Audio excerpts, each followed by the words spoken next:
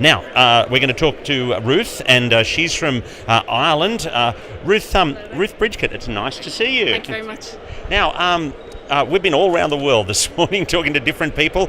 You're at Emmanuel Church in Dublin, is that right? That's correct, yes. Yeah, and so tell us your role in the ministry of Jesus there and how it's going. Well, we're an evangelical Anglican church in Dublin city centre.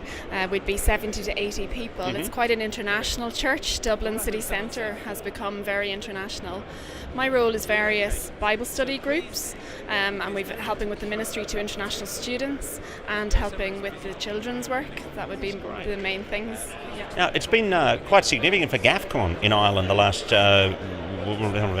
3-4 months, however long it's been since that launch of GAFCON Ireland. Were you there that day, and can you tell us about it?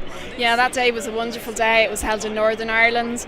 I think it was about, I can't remember, over 300 people gathered there, including many from the Republic as well. It was a great time of hearing from God's Word and being galvanizing and encouraging those from evangelical Anglican churches in the truth of the gospel, and encouraging us to stand firm and to be united in those truths and to take our task as mission in Ireland seriously. Was a really great encouragement and feeling of a new beginning and standing for truth in Ireland, in a country both north and south so badly in need to hear of the good news of the Lord Jesus.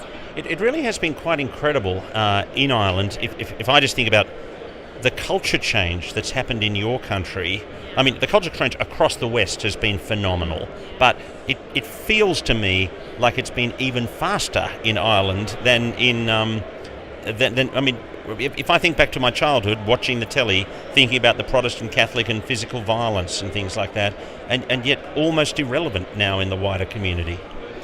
Well, Ireland is a complex situation because in GAFCON Ireland we are covering the north and the south of Ireland, and growing up in the Republic of Ireland, many were sadly ignorant of the terrible troubles up north. I used to go up north for holidays, and that was considered really unusual. I did actually live and work up north after the troubles, and experienced a little of the challenge that it is of religion being perceived as divisive. I'm not convinced, however, that religion is the fundamental issue that was causing those troubles.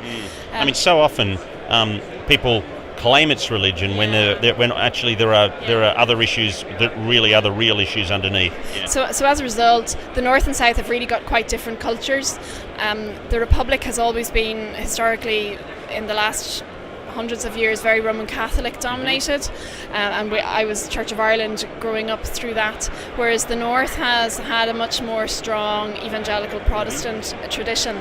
I think both cultures, though, are experiencing now a really strong wave of secularism.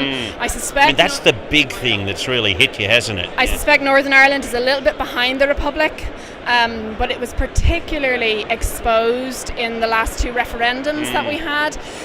So we had the same-sex marriage referendum, and then more recently the abortion one just a few weeks ago. Yes, and very often in those referenda there was a real sense among the local normal Irish Roman Catholic background people of, for many people sadly, a real bitterness towards oppression of the church, and some of them voting against God's ways, in many cases purely as a rebellion against what they feel has been an oppressive force in the past. Yeah, we've just had a referendum in Australia as well, and it really has felt a little bit like going around that spiral in Romans 1.